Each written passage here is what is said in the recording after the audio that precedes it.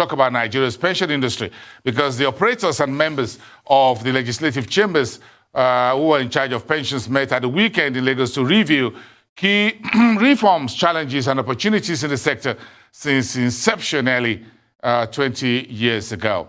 The three-day retreat held under the umbrella of the Licensed Pension Organizations, or PENOP, highlighted some recent developments that include professionalism in the industry, issues of ethical behavior, the planned review of the Pension Act, among others. The legislators were also briefed on the progress made so far in the pension sector, such as the size of the total assets under management, service delivery, and market development. Take a listen. There is also marked progress with respect to the level of professionalism within the industry. The pension industry has raised the bar for professionals locally. The investment, risk, and compliance professionals within the industry can favorably be compared to their counterparts anywhere else in the world. Indeed, the industry has bred a new class of pension professionals across board over the years. Having stated this, we also need to note that the areas where our industry lags behind, note the areas where this industry lags behind other countries. One key area for us as industry operators and the regulator is the level of penetration within the pension industry. And by penetration, what we mean is how many working class people actually have a pension fund account. That penetration level is currently at about 18% of the labor force. And that pales in comparison to South Africa, for instance, that has 19%, Kenya 20%, and developed markets where you see penetration rates in excess of 50, 70, 80%.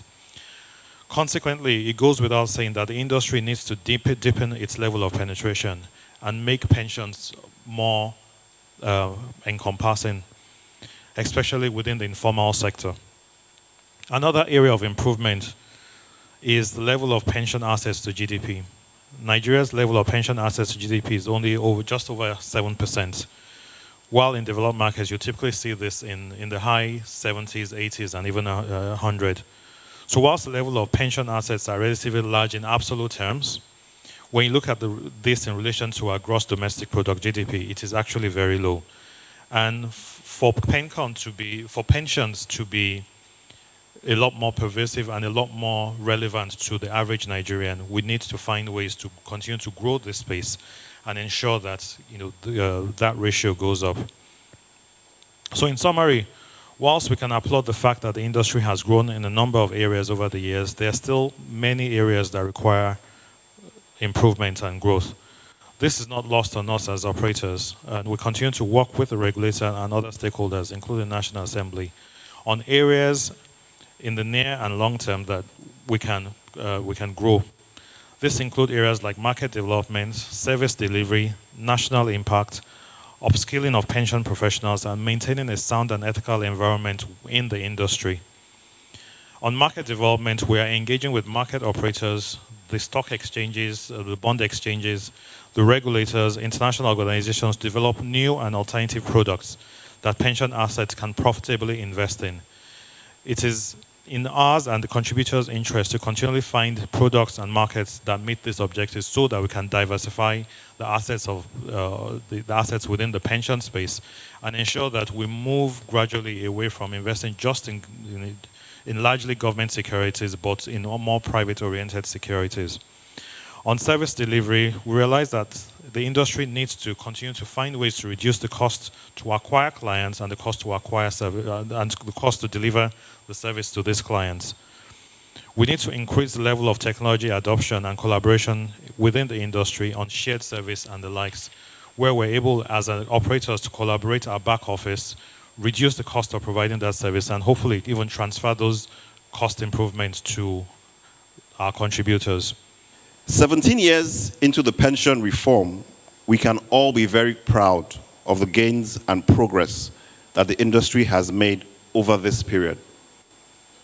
With more than 9 million retirement savings accounts across the private and public sector, many of our fellow Nigerians have confidence that they can have peace of mind in their retirement years. The annual growth of the pension assets is also impressive, growing at a compound annual growth rate of 32% as at 2019, which is faster than the GDP growth rate. Furthermore, the pension industry has grown to become the largest institutional investor locally, driving the growth of the bond markets and contributing to the overall capital market development. Distinguished ladies and gentlemen, we could go on and on about the gains and progress that the industry has made, which are incontrovertible.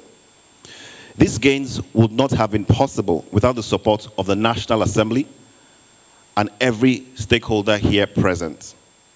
However, today's event is not just about patting ourselves on the back and giving ourselves high fives for a job well done, which indeed we have all done. Today's event is also an opportunity to reflect on what we could have done better, ensuring greater links between the pension industry and the larger economy. First, the members of the National Assembly. I'm not saying that because this is a retreat for them, but some of us that have been part and parcel of this process can testify to the fact that consistently this industry has been protected and supported by the members of the National Assembly. For those of us that had opportunity to engage the National Assembly, it was indeed a very challenging, perhaps is the most controversial social reform bill we've ever had in the history of the National Assembly. It took us almost 1 year to convince, particularly the House of Reps, to accept and adopt what the Senate had already passed by way of the version of the bill. But I'm happy to say that after that, we now had extensive support. And I believe today's event is also an opportunity to testify to the fact that we indeed have that support. Distinguished ladies and gentlemen, the second group are our social partners. Our social partners, the labor, and of course, employers association. I can remember on the 26th of June 2004, when the board of the commission was actually constituted by the then president on a Saturday. The following Monday, the first thing I did was to go and meet Adams Oshomole, Comrade Adams. He was then the NLC president. And I went to him, and I can remember in the Labour House there was no power, so some of us have to trek from the ground floor to the 10th floor. And I met him and I said, well, we've had a very, very extensive engagement. And Comrade Adams looked at me and said, look here, it has become the law of the country. And as law-abiding citizens, we are going to comply. We didn't like some of the provisions. For instance, the contribution ratio between the employer and the employee. But all the same, we are going to work with you. And I can tell you since then, we never regretted the relationship we built over the years. And they have also consistently supported us. Distinguished ladies and gentlemen, the next group, and perhaps the most important group, are the operators. This scheme succeeded because this scheme is being operated by the private sector. It's as simple as that. The private sector consistently had applied best practices to establish what we have. As National Pension Commission, the responsibility was just to ensure that there's a level playing field.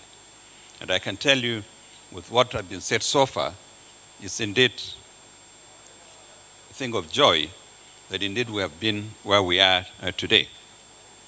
Jokingly, I normally say that I'm now a born-again regulator. Perhaps what I know, if I've known that in PENCOM, my perspective and even relationship with operators may be slightly different.